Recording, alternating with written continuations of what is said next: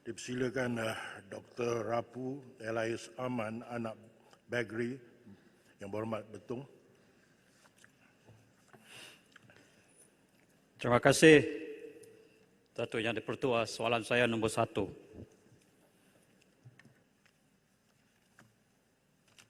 Yang berhormat Menteri. Bismillahirrahmanirrahim. Datuk Yang di-Pertua, saya mengucapkan terima kasih kepada Yang Berhormat Betung yang bertanyakan tentang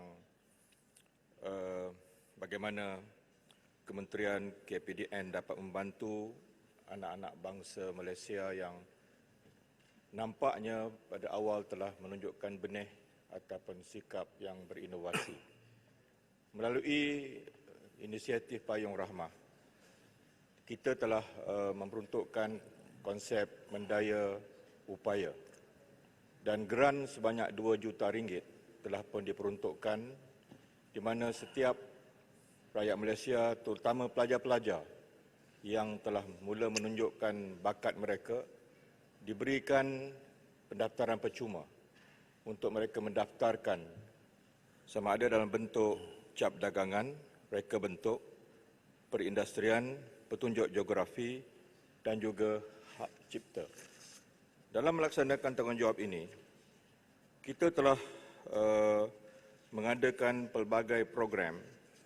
9 program melibatkan 1,690 pelajar dan belia.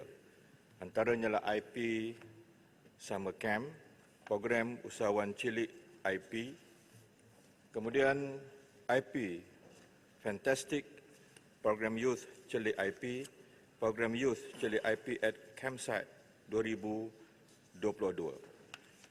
Sebagai contoh, adik Mariam binti Muzamir yang merupakan seorang murid tahun 5 dari Sekolah Kebangsaan Methodist Kuantan telah kita yang merangkul pingat emas dalam pertandingan The Sixth International Innovation Competition 2021, kita telah memberikan pendaftaran percuma ini.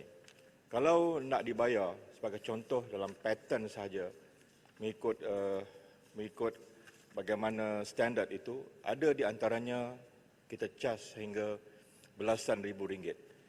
Tetapi di bawah inisiatif ini, di bawah Payung Rahmah ini, kita memberikan pendaftaran percuma. Sekian, Datuk Yang Di-Pertua. Soalan tambahan Yang berhormat Betung. Terima kasih kepada Yang Berhormat Menteri di atas jawapan yang diberikan. Soalan tambahan saya minta Yang Berhormat Menteri menyatakan apakah program-program harta intelek yang dirancang oleh kementerian dan akan dilaksanakan di Institut Pendidikan Tinggi IPT dan sekolah-sekolah di Sarawak, serta nyatakan sekiranya ada cadangan kolaborasi strategik yang akan dijalinkan bersama. Terima kasih. Betul. Soalan itu juga saya rasa berbentuk inovasi. Bagaimana saya yakin Yang Berhormat Betung mahu setiap murid-murid khususnya di Sabah dan Sarawak ini juga diberikan pendedahan tentang kepentingan IP. Sudah barang pasti, Datuk Yang Bertua, kita juga tidak boleh work in silo. Kementerian saya tidak mungkin dapat mencapai kecemerlangan, tetapi kita juga mengadakan perbincangan dengan pihak MOSTI terutamanya, Kementerian Sains dan juga Kementerian Pendidikan dan juga Kementerian KPT supaya apa juga idea dalam bentuk kita mengembangkan lagi bakat-bakat dalam bidang IP ini dapat diterapkan di sekolah-sekolah, sekolah rendah sehinggalah kepada universiti. Kerana kita mahu supaya tidak lagi berlaku apa yang dikatakan mismatch. Maknanya square peg in the round hole sebagai contoh.